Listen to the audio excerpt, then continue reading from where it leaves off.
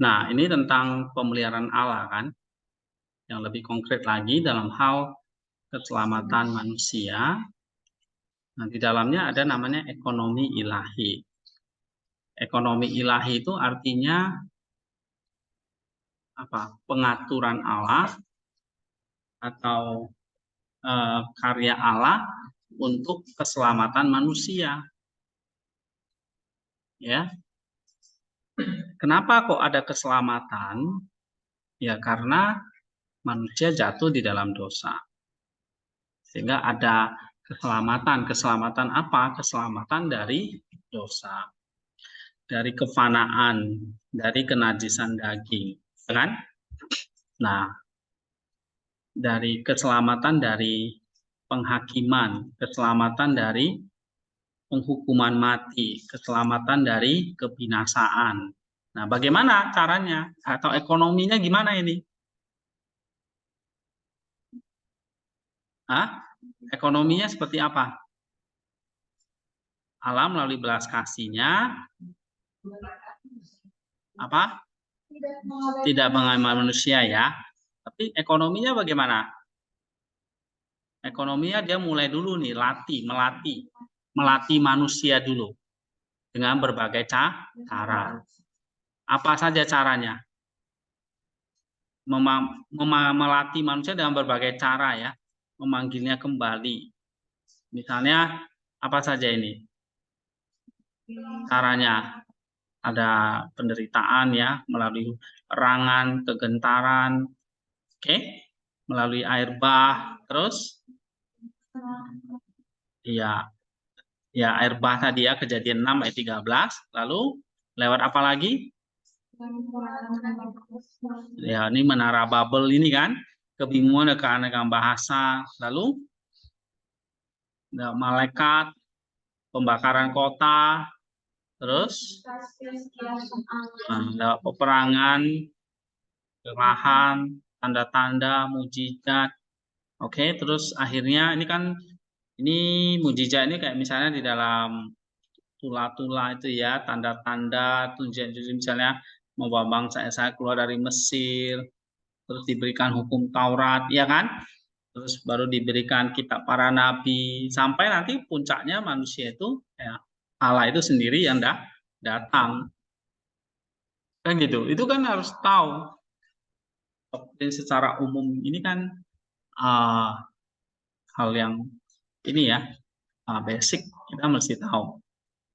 Nah, ini dengan semua cara itulah Allah berusaha membebaskan manusia. Inilah ekonomi dia. Ya. Dengan semua cara itu Allah dengan sungguh-sungguh berusaha untuk membebaskan manusia dari ikatan dosa. Maka ada kata keselamatan. Kok manusia butuh keselamatan? Karena manusia terikat dengan dosa, butuh diselamatkan, dibebaskan lewat cara-cara Allah. Ya. Nah, dosa itu semakin memang sudah menyebar luas, memperbudak. Bahkan membuat manusia itu penuh dengan kejahatan, perang dan sebagainya ya. Membuat manusia untuk membuat manusia kembali pada hidup yang bahagia, maka manusia perlu dibebaskan dari dosa. Gitu. Sebab dosa inilah yang membawa manusia itu hidup seperti binatang buas, menghancurkan, membinasakan kehidupan manusia. Tapi kehendak yang baik ya atau belas kasih Allah itu adalah manusia itu diselamatkan ya, manusia itu hidup dalam kebahagiaan. Oke. Nah, bagaimana caranya? Ekonominya gimana? Sang Allah itu sendiri yang datang sebagai sang penebus. Sebagai sang penebus atau sang pembebas. Kalau bingung dengan penebus berarti pembebas. Sang penebus atau sang pembebas dari dosa. Nah, berarti dia sendiri haruslah sang penebus, sang pembebas yang tidak berdosa. Ya kan? Yang berarti kodratnya ya harus dikuatkan, diperbarui, dilatih dengan kerja keras, diajarkan jalan kebajikan, menuntun dari kebinasaan menuju kehidupan kekal, Nah, berarti dia harus menuntun manusia ke situ. Oke? Harus melatih manusia, melatih kita nih, melatih kerja keras, menuntun kita kepada kehidupan yang kekal. Itu tugas dia. Ya. Nah, lalu karena Sang Pencipta dan Tuhan sendiri melakukan perjuangan atas nama pekerjaan tangannya sendiri dan belajar dengan kerja keras untuk menjadi Tuhan. Jadi Allah sendiri dalam ekonominya dia juga belajar dengan keras untuk menjadi Tuhan atau Tuhan. Ya, kamu lihat bagaimana Yesus dicobai, ya, bagaimana Yesus menderita sakit di atas kayu salib. Oke, bagaimana Yesus itu juga bisa mengalahkan musuh, yaitu dosa dan kematian dan iblis. Nah, itu kerja keras dari Sang Pencipta dan Tuhan sendiri melakukan perjuangan keras. Ya. Dan karena musuh menjerat manusia dengan pengharapan akan keilahian, oke, ya musuh ini kan tadi ya, dosa tadi, menjerat manusia dengan pengharapan akan keilahian, maka ia sendiri pada gilirannya dijerat oleh tabir kedagingan. Ya. Terus apa lagi? Nah, ketika Allah sudah jadi manusia, berinkarnasi ya, nanti kita bahas buku 3 ini nanti akan banyak membahas tentang inkarnasi, bagaimana kita diselamatkan. Tadi kalau di buku 2 kan tentang manusianya, diciptakan sesuai dengan kodrat. Nah, di buku yang ketiga, ternyata manusia ini jatuh dalam dosa dan bagaimana diselamatkan. Ini buku yang ketiga. Nanti buku yang keempat, bagaimana menghidupi keselamatan itu. Ya. Itu karya besar dari Don Damaskus ini. Nah, sekarang kita masuk yang ke buku 3. Pertama, ekonomi ilahi itu dinyatakan melalui Sang Penebus tadi, ya. Nah, di sini atau Sang Pembebas tadi. Lalu kebaikan Allah dinyatakan dalam hal bahwa ia tidak mengabaikan kelemahan karya sendiri, tetapi tergerak oleh belas kasihan kepada manusia, ya kan? Jadi sudah. Kemudian apa? Apa yang dilakukan oleh Kristus di sini? Hah?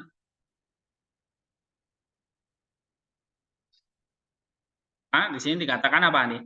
Anak tunggal dan firman Allah yang ada di pangkuan Allah dan Bapa yang sama hakikatnya dengan Bapa dan Roh Kudus yang ada sebelum segala zaman, yang tidak ada permulaan zaman, yang ada pada permulaan zaman, yang ada di hadirat Allah dan Bapa, yang adalah Allah dalam rupa Allah, sekarang turun ke bumi.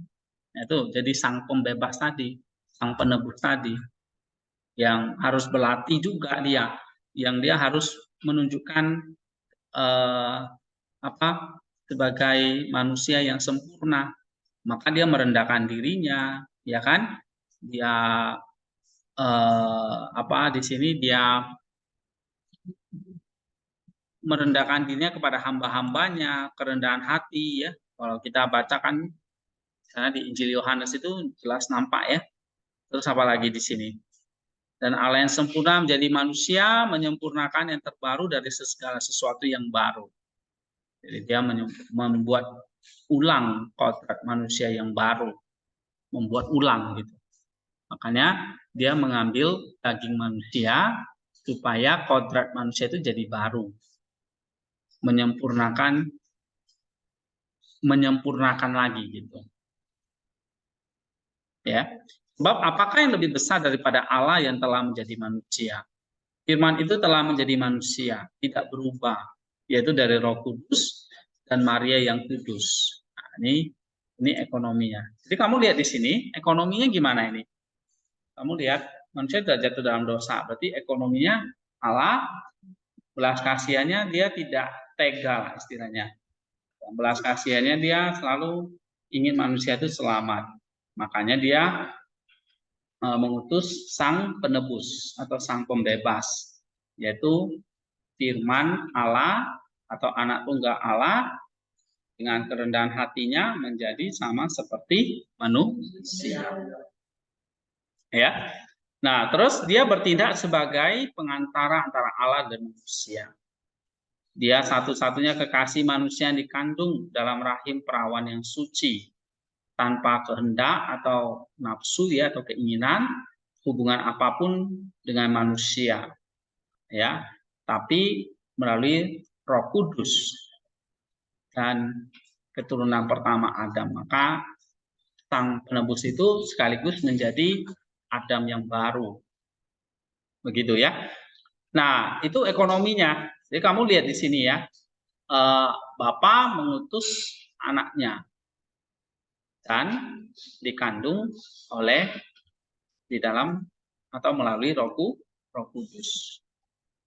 Jadi dari sang Bapa melalui sang Putra di dalam Roh Kudus. Nah, itu ekonominya.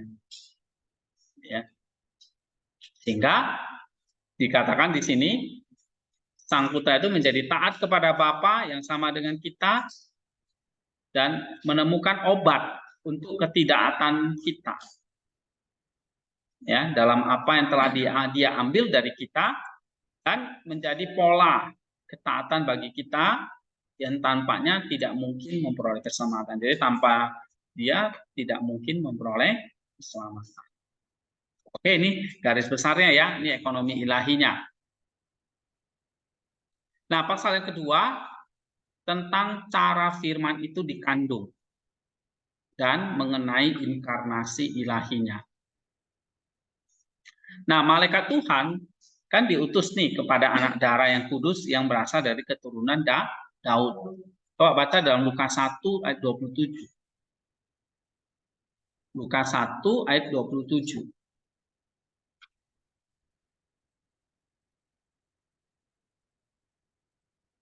Lukas 1 ayat 27. Ya. Pada seorang perawan yang bertunangan dengan seorang Yusuf dari keluarga Daud, nama perawan itu Maria.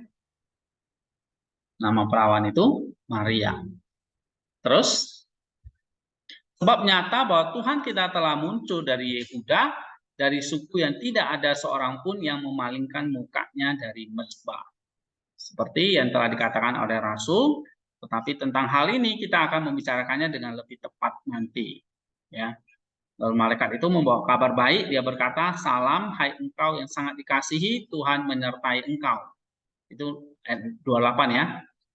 Lalu mendengar perkataan itu Maria terkejut, ya kan? Lalu malaikat itu berkata, jangan takut hai Maria, sesungguhnya engkau telah beroleh kasih karunia dari Allah. Dan hendaklah engkau melahirkan seorang anak laki-laki dan hendaklah engkau menamai dia Yesus sebab dialah yang akan menyelamatkan umatnya dari dosa mereka. Ya. Jadi dalam ekonomi ilahiyah Allah jelas harus mengutus ini seorang penebus. Ya. Lalu di sini penebusnya diberi nama siapa? Yesus. Lalu dalam Lukas 1:34 bagaimana hal ini bisa terjadi? Kata Maria kan? Padahal aku tidak mengenal seorang pun. Malaikat itu berkata, Roh Kudus akan turun atasmu dan kuasa Allah yang Maha Tinggi akan menaungi engkau, sebab itu anak yang akan lahir daripadamu akan disebut anak Allah.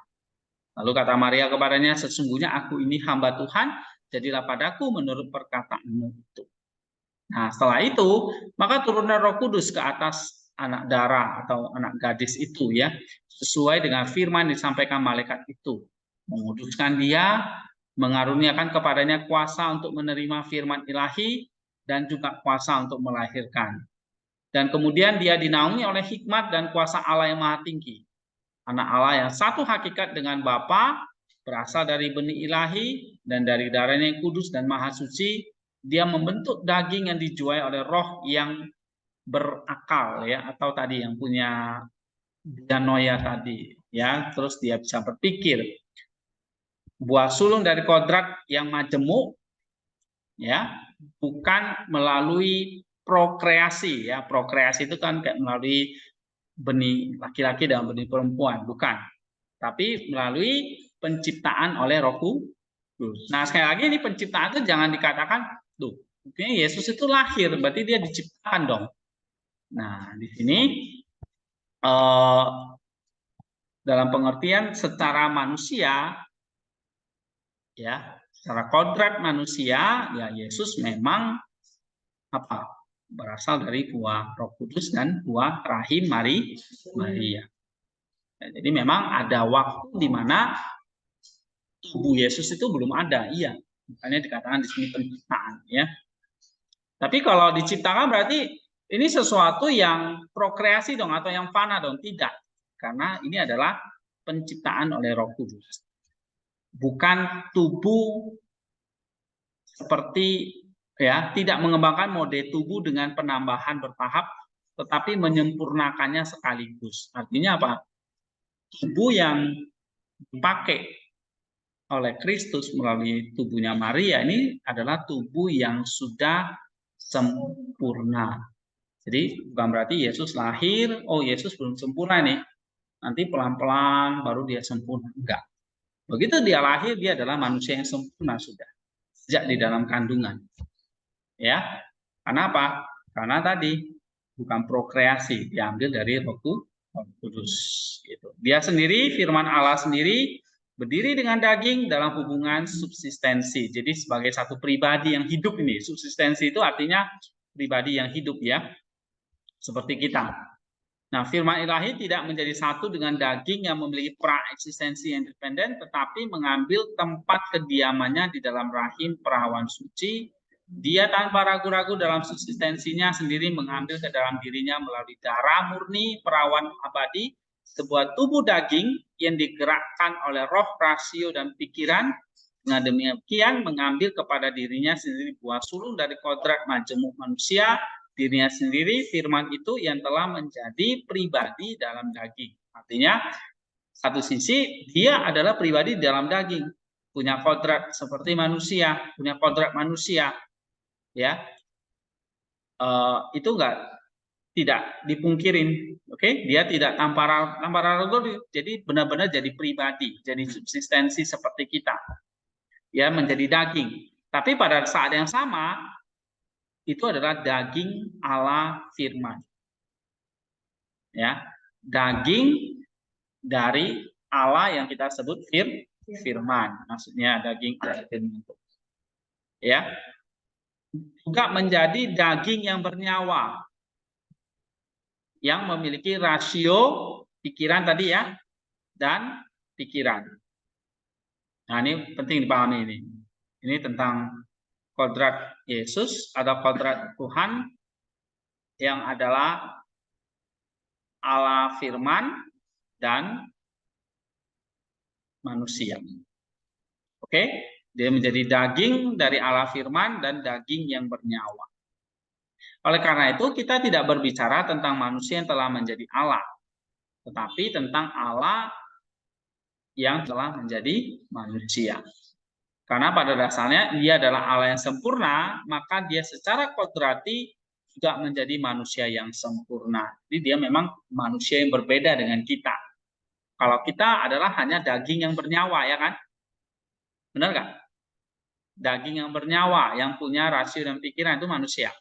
Tapi Yesus bukan hanya daging yang bernyawa, dia juga daging dari Allah firman. Nah, maka dia juga adalah manusia yang sempurna.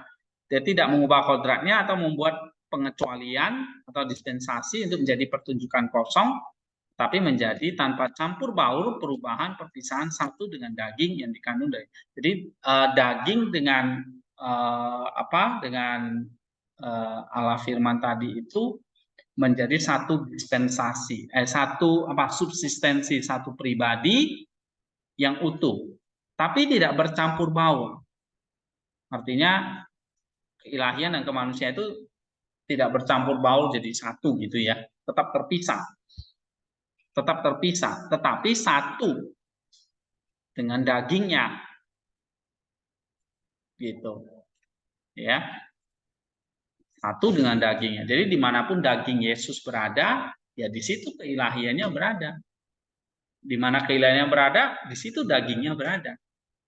Tidak terpisah. Tapi bedakan, tidak bercampur baur. Nah, ini yang kalian harus pahami.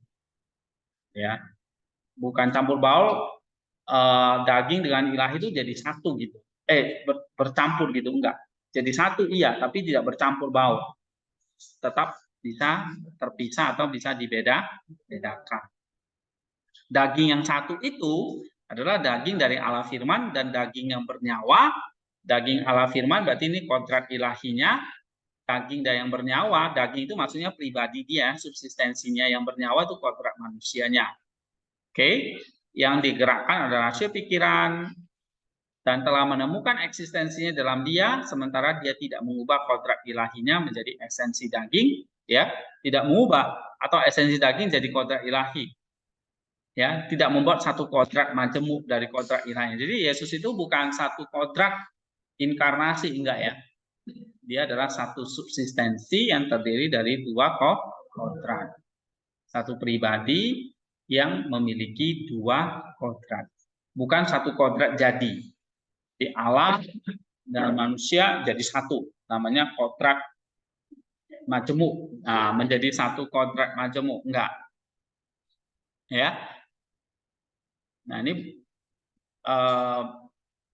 banyak zaman dulu itu yang salah ngerti juga.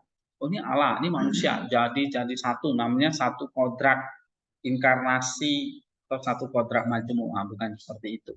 Ya, tetap dia jadi manusia, tetap jadi daging seperti kita, tapi tetap ini manusia, daging, tapi punya dua kodrat.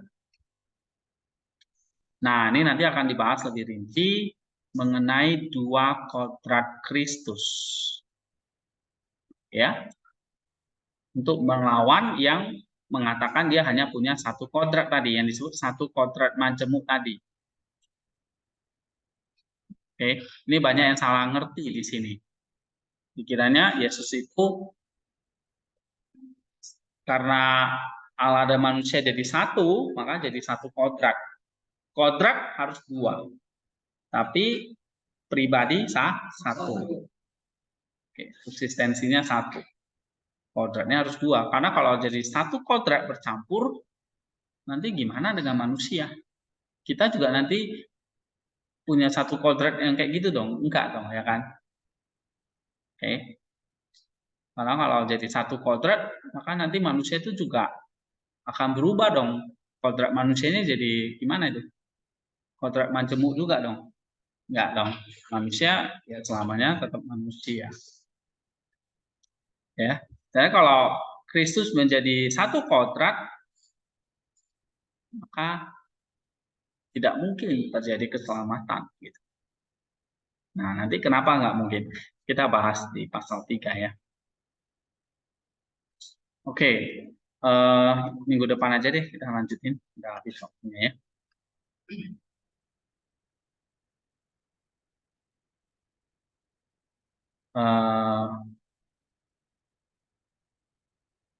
Sebetulnya tadi saya mau. Oke, minggu depan udah mulai loh ya. Karena minggu ini udah tugas keberapa? 7 ya. 7 atau 8 nih? 8 toh. 8. Jadi kan udah pertengahan semester. Nah, minggu depan kalian udah mulai ini ya. Coba persiapkan tema-tema apa yang menarik untuk dibahas ya. Caranya adalah temanya apa, terus kumpulin kutipannya. Ya. Kumpulin kutipannya.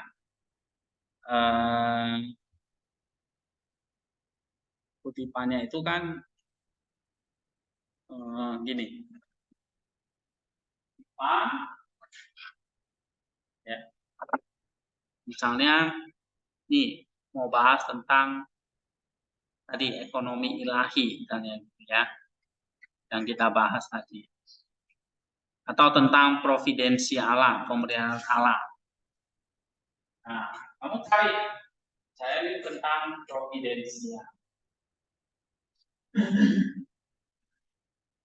Oke. Yang kita mau bahas ini adalah kita masuk ke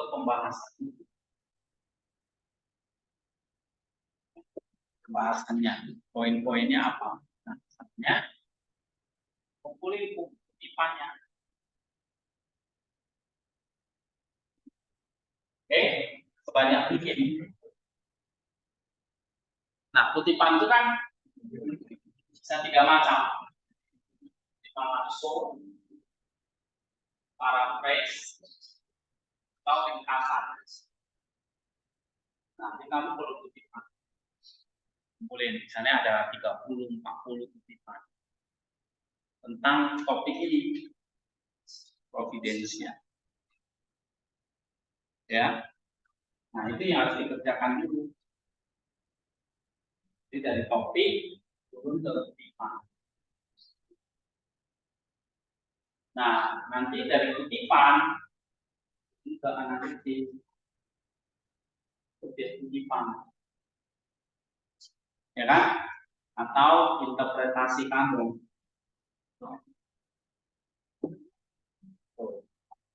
Kan sudah dilatih di tugas mingguan kan? Komentarnya nih, interpretasi atau komentar penjelasan.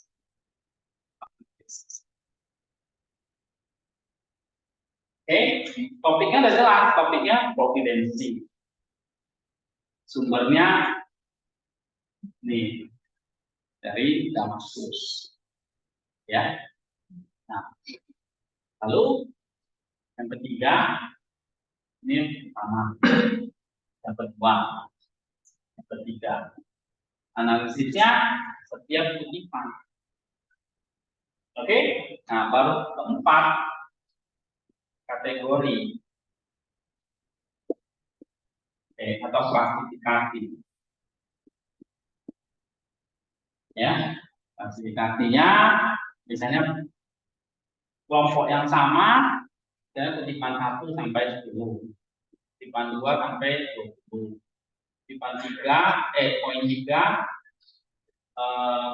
ini 1 sampai 10, ini 11 sampai 20, ini 21 sampai 30. Jadi klasifikasi jadi 3 poin. Nah, ini yang mesti dikerjakan dulu nih. 1, 2, 3, 4. Ya.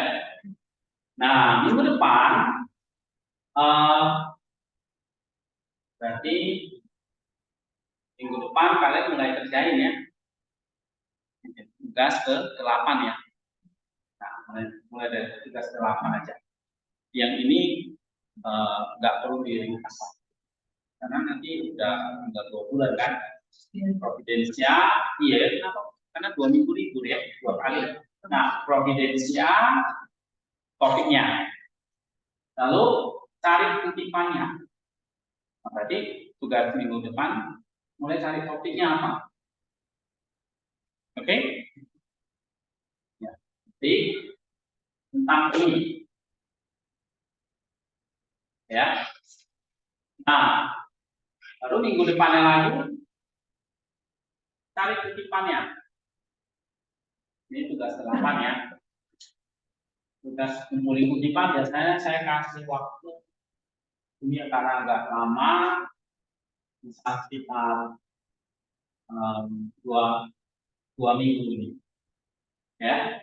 Nah, analisis ini juga lama, 2 minggu. Ya kan? Nah, kategori 1 minggu. Berarti berapa? 6 ya. 8, 10, 12, 13. Setelah itu setelah buat kategorinya, ini kan udah konsepnya ya. Ini udah konsepnya. Nah, konsepnya udah dapat. Baru langkah yang kelima, konsepnya ini dibahas. Ini namanya temuan. Ini baru pembahasan ya. 1 sampai 4 itu baru pembahas. Baru langkah kelima temuan. Temuan. Ini temuan ya. Cari temuan dulu. Baru ini di sini pembahas. Nah, pembahasan Oh iya, ini sisa 8 soal ini. Dan saya masih 16. Oke, salah. Berarti pembahasan itu nanti deh ya. Setelah pembahasan ini temuan dulu. Temuan itu langkah 1 sampai 4 ya.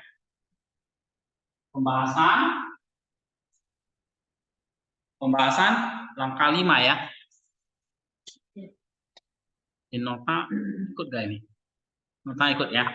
Nah, pembahasan langkah kelima, bahas konsepnya ini, ya. Nah, baru langkah keenam apa?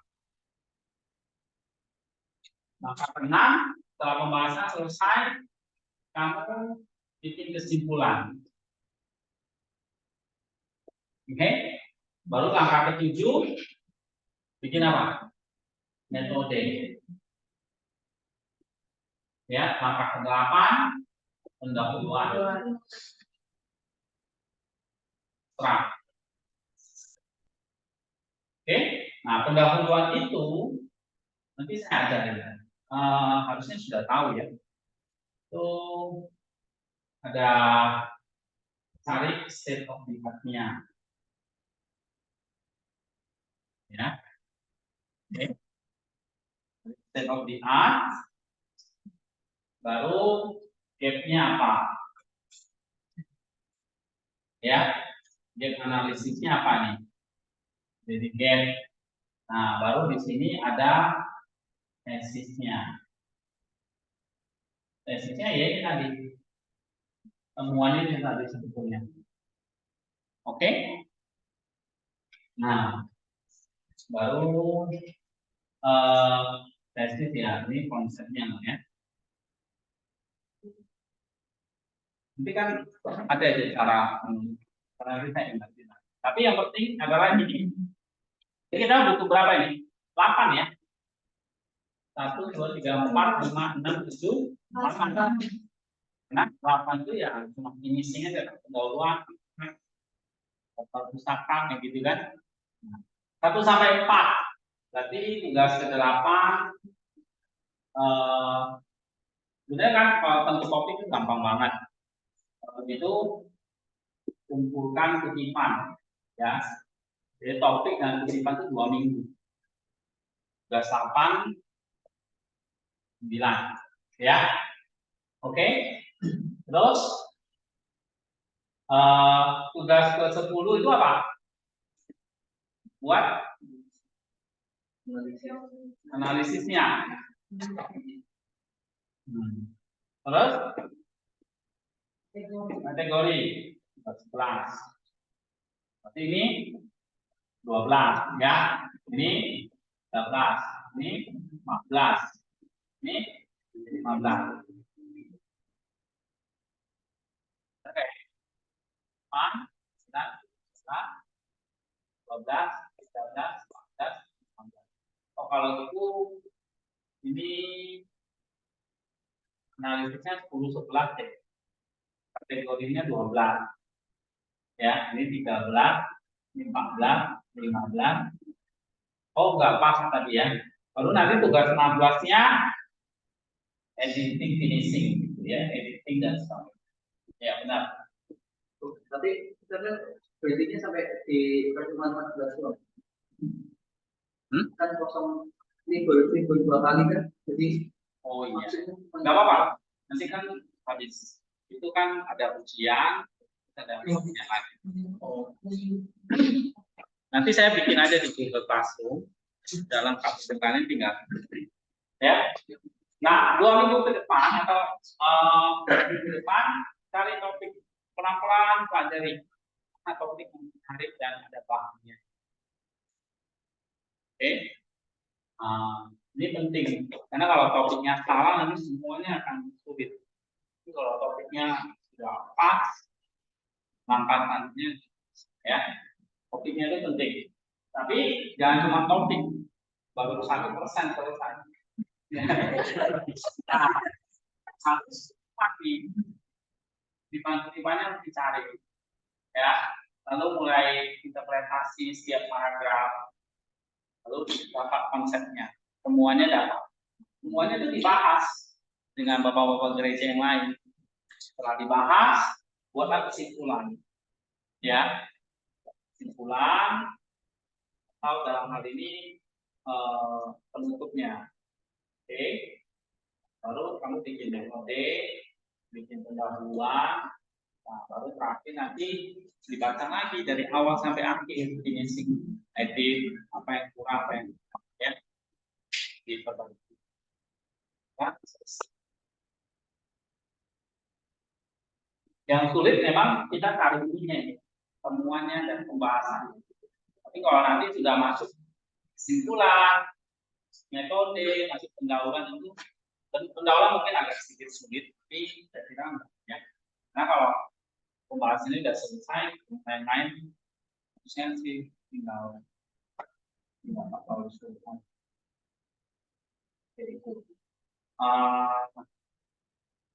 Nah, topiknya misalnya kalian bisa kaitkan ya dengan kita mulai dari misalnya enggak konsep teologi murni, misalnya providensi Allah, tapi misalnya hubungannya dengan misalnya kaitkan misalnya dengan culture, dengan budaya tertentu boleh, ya. Misalnya pembela dalam kaitannya misalnya dengan perang di Irak. Berarti kan kita nggak fokus salah satu proposal. Tidak fokus satu, tapi dikaitkan. Ya, nanti itu sebagai aplikasi aja sih, ya. Dan topiknya lebih menarik. Misalnya tentang pemeliharaan alam, ini kan tentang ini. Tapi coba dikaitkan dengan kondisi sosial sekarang. Misalnya terjadi maraknya ya kekerasan, kejahatan, perang. Nah, kalau misalnya kaitkannya dengan masalah perang di Gaza itu, misalnya contohnya ya. Selama ini kan kita udah banyak bahas ya.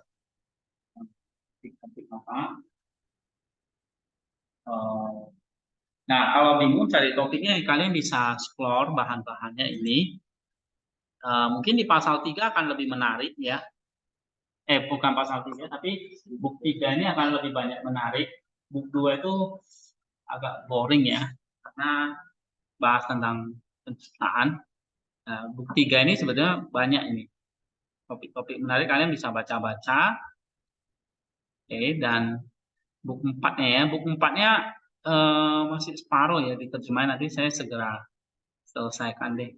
Buk 1-nya itu sebenarnya juga menarik tentang Allah, ya, itu juga menarik, bisa dibahas. Nah nanti semuanya kita fokus ke satu aja deh ya, di John Damaskus. Juga bahasa bukunya. Ya buku ini dulu diambil. Kalau enggak ya sedikit ya. Damaskus.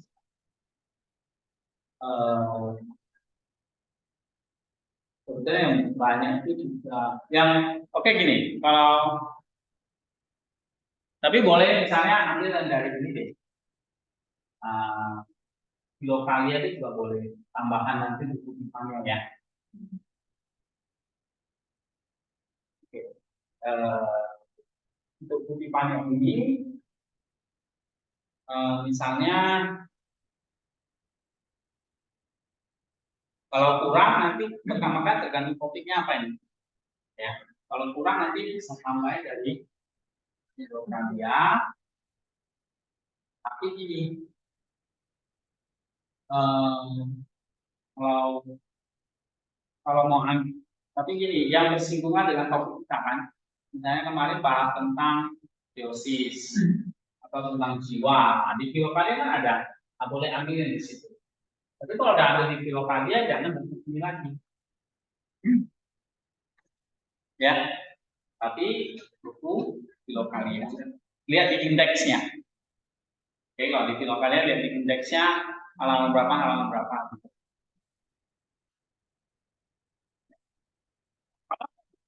Nah, kutipan dari ini.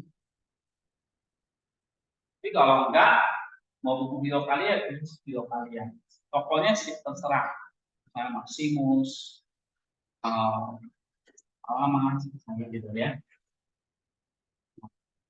Jadi kalau sudah masuk ya berarti ambil hanya buku dulu untuk ini. Nanti kalau udah masuk pembahasan, baru boleh buku-buku yang lain gitu. Tapi temuannya ya dari buku khusus satu tokoh itu, misalnya Filokalia atau Damaskus, paham ya? Nah, kalau dari Filokalia kalian lihat indeksnya di belakang itu halaman berapa tentang topik itu yang kita pelajari. Ya, makanya tentukan dulu topiknya, lalu mulai cari kutipannya. Minggu depan kita diskusi ya, satu-satu nanti. Topiknya saya proof dulu, minggu depan langsung terjadi. Tapi sambil nunggu proof, kalian sudah cari. Biasanya topik-topik sih saya kasih bebas yang berkaitan dengan pelajaran kita, pernah kita bahas di kelas, kan udah banyak, ya. Udah banyak kita bahas. Itu bisa dijadikan satu topik riset gitu. Oke. Nah, kalau udah masuk itu kan udah banyak. Atau kalau mau ambil yang lanjutkan lagi aja pelajaran Filokalia gitu. Itu juga boleh, ya.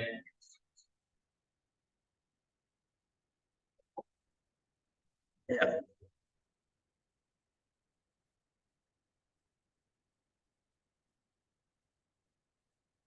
Sampai sini dulu ya.